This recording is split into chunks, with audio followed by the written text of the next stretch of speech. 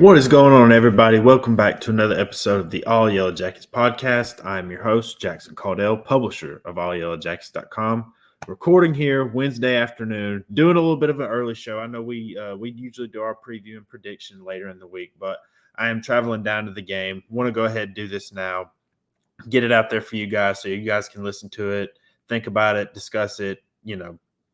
Got a big game coming up this weekend, but if you're watching this on YouTube, big shout out. Give a like and give a like to the video. Subscribe to the channel. Love making this content for you guys. It helps if you like and subscribe to the video. So big help with that. If you're listening on podcast form, if you can just give a rating, 1 star, 3 star, 5 stars, whatever you think this show deserves. I'd really appreciate that as well. Thank you for joining in. Whenever you're listening to this, whether it's on the road, whether it's whatever you're doing, it's always appreciated. Any listen, any view, much appreciated. But big game this weekend, a big kind of get off the mat game for Georgia Tech this weekend. 3 touchdown underdogs going to number 17 Miami. This is the second ranked opponent that Georgia Tech's played this year. Ole Miss being the other game, and obviously we talked in depth about last weekend on Monday's show, so I'm not gonna go through all that again. But given what's happened in that game, given the coaching changes, this game could show you a lot about how the rest of the season may go.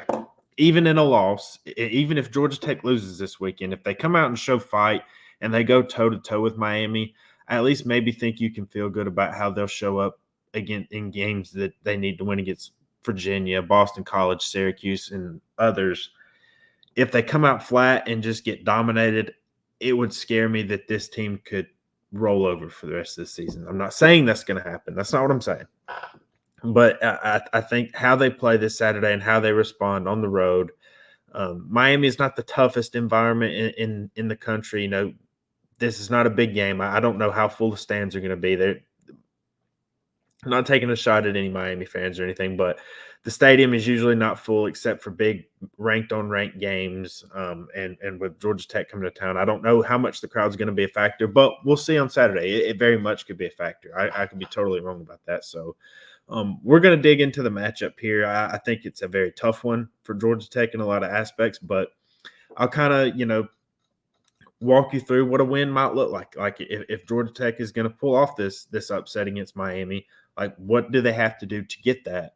And maybe there's some weaknesses that Miami has shown this year that can allow them to do that. So I guess we usually like to start every breakdown with how the Georgia Tech offense will look against the opposing defense, and that's how I'm going to start it today. It's no secret if you watch the games, if you follow Georgia Tech, the offense has been the best part of this team so far this year. Haynes King leads the ACC in passing. Despite a struggle in the past couple of games running the ball, Jamal Haynes he's almost tied for second in the ACC in rushing yards. They have one of the best young receivers in the ACC in Eric Singleton Jr., who is not only second in touchdowns caught, he has 5. He's caught 1 in every game this year. He is 6th in receiving yards. Like that's the reason I like to, you can say, well, stats don't matter as much, when you're not winning. And I get that side of it. But you look at years past when Tech's not had anybody in any stat, offense or defense or special teams, really, where you can point to and say, well, they're playing really well. If they have a lights out game, we have a chance. I at least think you do here. And on offense, the offensive line had their worst game of the season, at least in my opinion, against Bowling Green. The run blocking was again a struggle. And the pass blocking, which has been a strength this year, they haven't allowed Haynes King to be sacked a lot.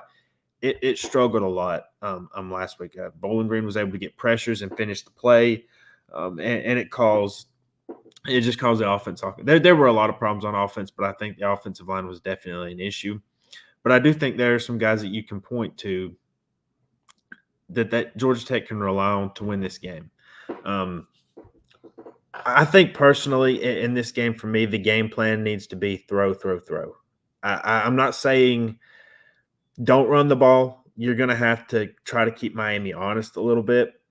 But, man, if Georgia Tech has not been able to run the ball successfully on a down-to-down basis pretty much all season, their rushing success rate on offense is 73. It ranks 73rd in the country, 43.4%. That's not very good.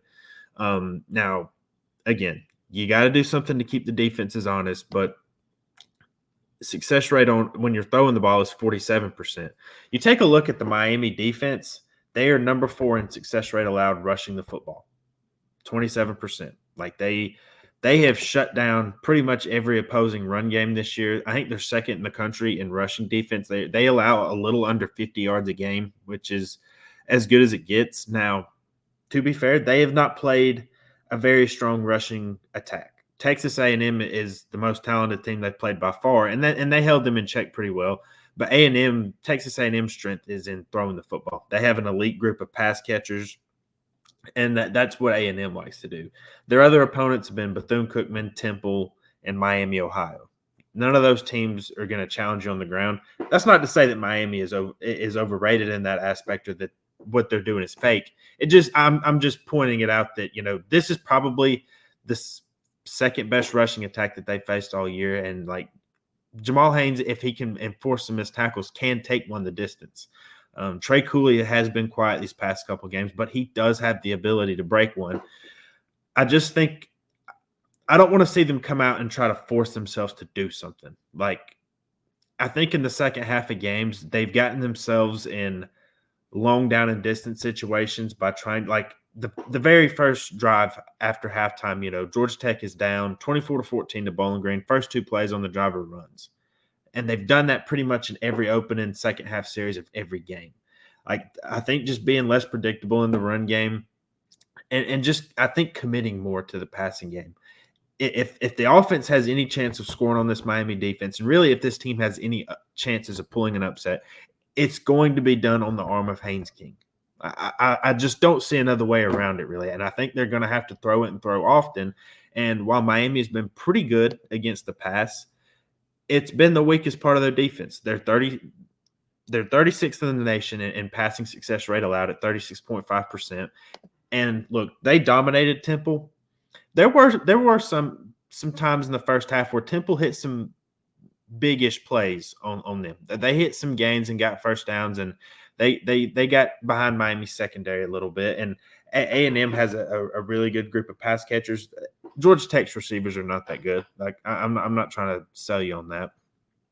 But I do think if you're going to find a weakness in this Miami defense, I think you're going to have to do it through the air. And I think it's going to have to be through explosive plays. This Miami defensive line it's relentless. They could be down a couple of guys. I know Branson Dean and Akeem Mesidor are 2 guys that they rely on up front, and that they've both been banged up. I know Miami's head coach Mario Cristobal said something about this week. They might be able to go, but I don't think there's been any definitive word on that yet. So one guy that they are getting back that we need to highlight on defense this week is Cam Kitchens. He was an All-American last year. I know every Georgia Tech fan should remember him from last season. He had 3 interceptions in that game, including a pick 6 that pretty much put that game away. This was a close game a year ago. Zach Pyron got hurt. It was unfortunate. He hurt his collarbone in that game. Zach Gibson came in. The offense just wasn't in sync the rest of the way, unfortunately, and Miami picked some balls off. Cam Kitchens took one to the house, put that game away. He's back this week. He had an injury against Texas A&M. They wisely sat him against – they didn't need him against Bethune-Cookman or Temple. And then Miami is coming off a bye week, so he's pretty much had 3 weeks to rest. Cristobal said he's good to go this week. Having a guy like him is going to make having explosive plays tough, because he does a really good job in the center of the field and really taking away opposing deep threats. Like, he does a really good job of that, and he is live to intercept some passes, and King has to be careful. He's one of the best defensive players in the country, and look, he was a preseason All-American for a reason. Like, that doesn't really happen by accident all that often. So I think getting him back is going to make throwing the ball tougher. But I think the matchup that most concerns me is the defensive line against the offensive line. Like we said earlier, Georgia Tech had a tough time blocking Bowling Green last week. They haven't been elite this year, but they've been pretty good at keeping Haynes King clean and not letting him get sacked too much. And I think having his legs and having his athletic ability is a huge advantage in that area. But even if those two guys that I just mentioned from Miami, even if they don't play this weekend, you're talking there's a lot of guys that can get after the quarterback. Nigel Kelly is a name you probably need to know. True freshman Ruben Bain is probably playing as well as any true freshman in the country, including Eric Singleton. They got a lot of guys they can send after you. Jafari Harvey is another guy. The guy I think you probably need to know the most, though, is Leonard Taylor. He is probably a first-round talent at defensive tackle. Um, Miami can be a lot to handle up front, and if Georgia Tech allows them to get a lot of tackles for loss, keep them behind the chains like that, that's how Georgia Tech's offense gets stopped. It's how any offense is going to struggle to convert from third and long consistently. But it just against this defensive front, they have to keep this thing manageable. I think you're probably going to see a lot of quick game this weekend, and I would try to hit a lot of quick game early and then take your shots deep. Like I think I don't love Miami. Miami's corners are to me average to above average. I don't think there are any superstars in that group. The real strengths of the defense are defensive line and the safeties. The linebackers are pretty good too. I don't think they're top of the country or anything, but they're pretty solid. But if the strategy I would have on offense is to really let it go through the air. I think that is your best chance of success. Run it every now and then to keep them honest and try to maybe work in some play action as well. But Tech hasn't been able to run the ball. I just don't see them being able to all of a sudden do it on Miami, who is very good up front. And look, maybe I just think that's the best way to victory. Let me put it that way. I think that's what they're going to have to do. And look, if the offensive line can give King time, I think he's shown he can sit in the pocket and make good decisions. He had a couple of bad ones last week, but I think that's the best way to win the game. Haynes King and this passing attack to me are absolutely going to have 300, maybe 350 yards plus in this game and hitting explosive plays. Like I just don't think this is a Georgia Tech wins ugly by just running the ball and trying to play sound defense, because like you're 5 games in, you kind of know the weaknesses of the team by now. They haven't been able to run the ball consistently, and the defense isn't playing well, and we're going to get to them in just a second. So I think just being able to throw the ball consistently, not letting Miami get pressure and dictate the down and distance or the keys to the game on offense, and it's the best chance they have to win. So moving over to the other side of the ball, I think every Tech fan is anxious to see if the changes on defense, on the defensive coaching staff, have done anything. Andrew Thacker is now helping with the safeties and on special teams, as Key said earlier this week in his press conference. And Kevin Sherr is going to be the defensive coordinator. He's going to be calling the game.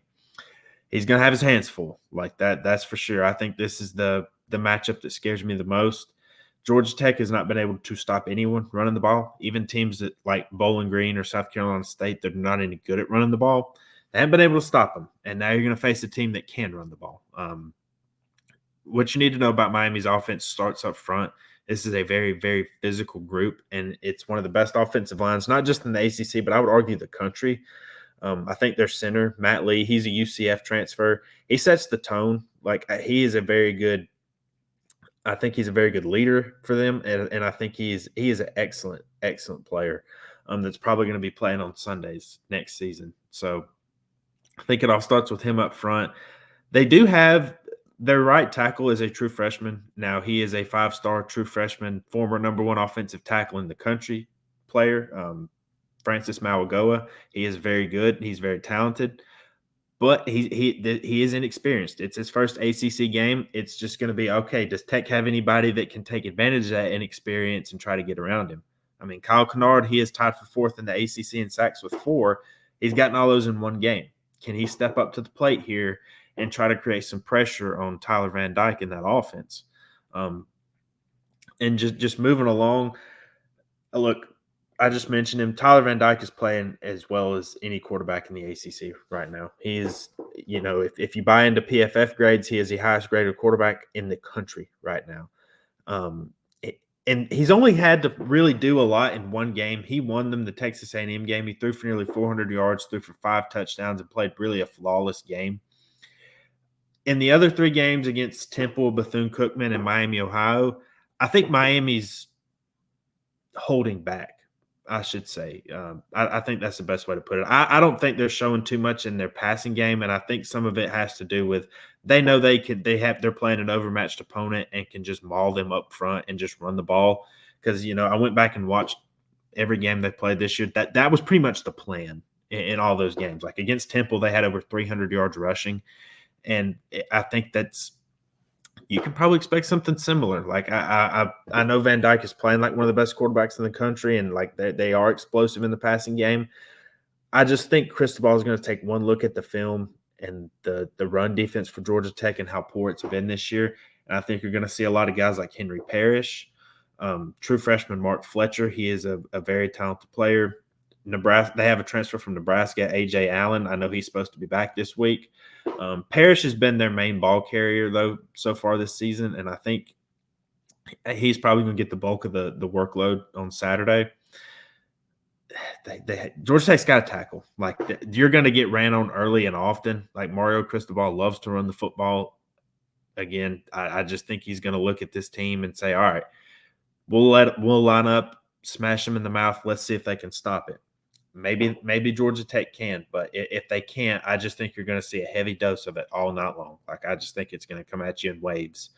And this is the best offensive line that Tech's played, I think, by probably a long shot. Louisville has a pretty good offensive line, but none of the other teams that Tech has played has a good offensive line. Ole Miss does not have a good offensive line. Wake Forest has a terrible offensive line. Bowling Green and South Carolina State are terrible on the offensive line. This is going to be a huge challenge for that Georgia Tech front seven, and I don't know that I have a lot of confidence in them being able to stop Miami on the ground. And if they're not, I think that's where things can just get really dicey. If Miami's just able to run down Georgia Tech's throat, it could get ugly quickly. The key is just not to let any of these runs go for big gains and try to create some havoc. I'm just anxious to see if maybe Kevin Sherr taking over, if there's a difference there. Like if they're able to consistently create havoc and create long down and distance, and then try to put Miami's offense in a tough position, because that's, aside from the Wake game, Tech has not been able to get pressure on the quarterback at all. Whether it's by blitzing or just rushing four guys, they've not been able to do that at all. And Tyler Van Dyke is great when he's on rhythm. Like if you give him time to throw back there, because Texas A&M could not get a pass rush on him. They have one of the best pass rushers in the country. Now you're turning it the other way, as Tech has one of the least productive in the country. And if he's able to have time back there, you saw what he did against a bunch of 4 and 5 stars that A&M has. So Miami is much more explosive through the passing game than they were a year ago. And they really didn't add anybody through the receiver room. So one thing I probably should have mentioned at the top of the show, this Miami coaching staff looks a lot different than when Tech played them last year. A new offensive coordinator in Shannon Dawson. He come over from Houston, and Lance Guidry is the new defensive coordinator. He came over from Marshall last year. Both have been big upgrades for them on that side of the ball. And Dawson, he is quote unquote air raid. He comes from that type tree. He coached with Dana Holgerson at West Virginia and Houston. He runs the ball a lot more than I guess your typical air raid might see. But it's night and day with this passing attack. Like Miami's passing attack, when you watched them last year, made you want to throw up, honestly. This year, though, it's legitimate. Like it's very good. Names you got to know: Xavier Restrepo. He's probably Tyler Van Dyke's favorite target. He is one of the ACC's leading receivers right now. He has been very consistent in these first few games. He has been very good out of the slot. He is a very good slot receiver. Like he's going to be a tough cover for whoever Tech's going to have on him. Jacoby George, Colby Young, those are the two big explosive play guys for Miami, and they look to get other guys involved. I know Elijah Arroyo, their tight end, he hasn't played this year. He is very talented, and he might be back this weekend. I don't know how much he'll be back, but he's a weapon out there and one that they'd like to use. So creating turnovers, finding some way to create turnovers is the only way I see Georgia Tech's defense getting off the field. They're going to allow points. I just think we have to accept that. They're going to allow some points, but they have to be able to come up with play red zone roulette. If Miami gets in the red zone, hold them to field goals or force turnovers. Don't let them score touchdowns. Like that is the goal for Georgia Tech on defense this week. They're not going to stop them 100% of the time from scoring. But when they get in the red zone, if you can force more field goals, maybe create some turnovers, and then on the other side of the ball, create some explosives and throw the ball really well, that's when you can create some pressure for Miami. And I think that's probably the plan of attack this defense needs to go. I don't know that they're going to be able to get pressure just rushing forward, considering how good Miami's offensive line is. So we'll see. This offense is playing as well as any in the country right now, to be honest with you. Like, you look at their success rate levels, they're number 6th in the country in passing success rate, number 19 in the country in rushing success rate, and they're number 1 in offensive EPA, that expected points added. They're very good. Like that, this is a much improved team from where they were a year ago, and they look like a real threat to win the ACC this year. It's going to be a very tough matchup for Kevin Sher in his first week on calling the defense. So I'm anxious to see maybe what new wrinkles he has in there. Maybe if it in terms of personnel, or is it just maybe it's just running the same scheme and trying to get different things out of the guys. I don't know. There's just a lot of questions that have to be answered, but this is a tough offense to have your first assignment against. So we'll see what they can get. All right, let's go to X factors. I think offensively, I think they're going to have to, protecting Haynes King and not turning the ball over and creating explosives. Those are your 3 X factors. I feel like I repeat myself every week, and I'm sorry if it seems that way. But there's a formula for Georgia Tech to win, and it's usually by following those. When they've kept him clean, like they did against Wake Forest, who had 10 sacks in the game the week before, they did fine. Like, the offense wasn't perfect, but they did fine. They weren't able to protect him last week. Ole Miss got after him a little bit at certain times of the game, as did Louisville. Louisville caused the game, pretty much the game-ending sack and fumble, and let that game go by the wayside. So if they can protect him, he has time. They're going to have to hit some explosive plays, and they cannot lose the turnover battle at all. Like, the 2 interceptions that he threw last week cannot happen. Fumbles can't happen. They have to take care of the football this week. That winning the turnover margin when you are a 3-touchdown underdog is almost required. Like, it is like almost 100% in every big time upset you've ever seen in college football.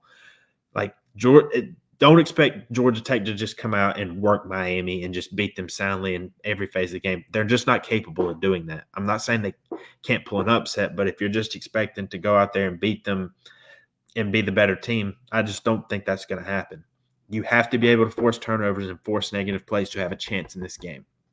So, conversely, on the defensive side, I'm expecting them to give up some yards, but they have to tackle better and not allow explosive runs, because if you get down early to this Miami team, it's going to be night-night. Like, it's going to be – they cannot allow explosive plays on the ground or through the air. They have to make Miami earn it.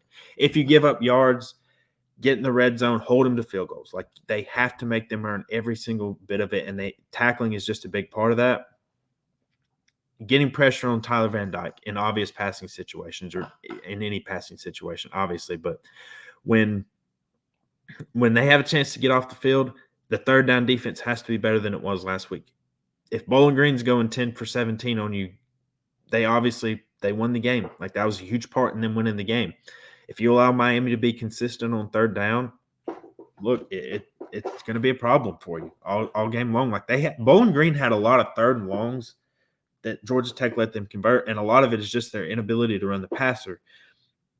You do that this week, you're going to turn a bad defeat against Bowling Green into a bad game against a much better team. And when I say that, I'm meaning like you could lose by 50 points. Like, they have got to be better on third down, and they have to tackle better going into this week. And then just, again, I'll say it till I'm blue in the face, they have got to make Miami earn it this week. They cannot just roll over and like they have in a few games this year on defense and just let teams run all over them. Like, they have got to be more disciplined in attacking them. So, all right. So, look, I've laid it out. I think Miami's a very good team. I think they're a much better team than Georgia Tech on paper. And in a lot of ways, outside of maybe Georgia, they're the worst possible matchup for Georgia Tech. But, look, nothing is impossible in college football. There's not. Miami is not invincible. They are not unbeatable. There are things that Tech can do. They have to play a perfect game to do it, but I'll just go back to some of the keys that I listed. They have they have to win the turnover margin. Like, that is an absolute must. They've got to force a few turnovers. I'm not saying you got to go force 5 like you did against Wake Forest, although the more the better. You are going to have to force 2 or 3, in my opinion, to give yourself a chance. And it's just also to give yourself field position. Every drive, I don't think Georgia Tech can drive it on Miami a ton. I think they're going to have to rely on getting good field position and hitting explosives to do that. If you're forcing turnovers and getting in good field position, that's going to help you. If you're forcing Miami to punt the ball to you, like they have to win the field position battle and they have to win the turnover margin. They also, again, cannot allow explosive plays on the defensive side of the ball, and they have to win in the red zone. They have to force field goals or force turnovers one. Like, they have to do that. If Miami is going down there and getting touchdowns every drive, Captain Obvious here, they're going to win. Like, if Georgia Tech's defense is not improved in any fashion, it's going to be bad. They have to tackle better. They cannot allow explosive plays. And again, play red zone roulette, man. Like, just if they get down there, all right, can we hold them to a field goal? That's what it's going to be about. So it's going to be a very uphill battle. It's going to be they're facing a team that can throw the ball at a high level. I have reservations about how good I think Miami's receivers actually are. They've played one decent secondary that's not – they faced one secondary that has talented players, but A&M secondary, if you look at the numbers, they're not very good, and that's in games outside of playing Miami too. So I don't know how good Miami's receivers actually are, but if they're able to run the ball down Georgia Tech's throat, I don't know that it's going to matter. But in just about every other facet, Georgia Tech is just massively outmanned here. Like, Miami's offensive line is a big problem for them. Their defensive line is athletic and a big problem for them. I don't think Miami's perfect in the secondary, and that's maybe where Georgia Tech can find an advantage. But I just think at the end of the day, Miami's advantages far outweigh their disadvantage, any possible disadvantage they have against Georgia Tech. And I just think that it could be a very bad night on Saturday. I don't know what the fight is going to be from this team, if they're going to take the loss last week and let it turn into 2 losses. I think you're going to know early in this game how it's going to turn out. Look, if Miami just comes out and starts rolling all over them, I think it could be a very tough night overall. Maybe Georgia Tech can get off the mat and cause some trouble for Miami early. And like I said, even if they don't win, if you come down there and show a lot of fight and show, hey, last week was embarrassing, but we're going to get up and fight and just not lay down for you, that can show a lot about the character of the team. And that's something they did it last year. They took tough losses. They went on the road and upset some big-time teams last year. They beat Pitt. They beat North Carolina. They beat Duke. They were only trailing by 3 when they played Georgia at half last year. Like, they were able to shake off losses and play better than most thought they could, including myself last year. Okay, this is different. This is this year. This isn't 2022 anymore. So you just got whooped, for lack of a better term, against Bowling Green. Now what are you going to do? Are you going to go down there and let Miami roll all over you and just let them look ahead to North Carolina next week? Are you going to go down there and say, hey, this is going to be a tough fight, and you're going to have to get every inch of it, every play of the way? So we'll see what happens. I think Miami wins. I think they probably win comfortably. If you put me on the spot and ask for a score, I'll probably say something like 48-20. I think Tech can get a couple touchdowns in there. This Miami run game is just a behemoth, and it's going to be tough for Georgia Tech to stop. I think that's just where I stand on the game. I'm not a expert. I do the best I can, but maybe I'm wrong. I've been wrong before. Maybe I'm wrong again. But if any Tech fan is going down there, I'll be down there. Love to see any Tech fans show up. It's great to come out and support the team. They're bye week next week. Next home game will be against Boston College. So hope to see some Georgia Tech fans down there representing in Miami. But that's going to do it for me today. This has been a good episode. I've loved doing it. I'll definitely be doing some shows during the bye week too. Like, there's no rest for this. There's no the grind doesn't stop. So There will be more episodes and content coming your way next week. Be sure to go check out allyellowjackets.com. Be doing a ton of work over on Miami this week. If you're watching on YouTube, like I said earlier, like and subscribe to the channel. Hit that notification bell so you know when new content is up. Listening on podcast, be sure to give a review. Let me know how I'm doing. Let me know what I can do better, because obviously not perfect. So I'd love to improve the show any way that I can. But appreciate anybody listening. We'll see how this Saturday turns out, and I will see you next week.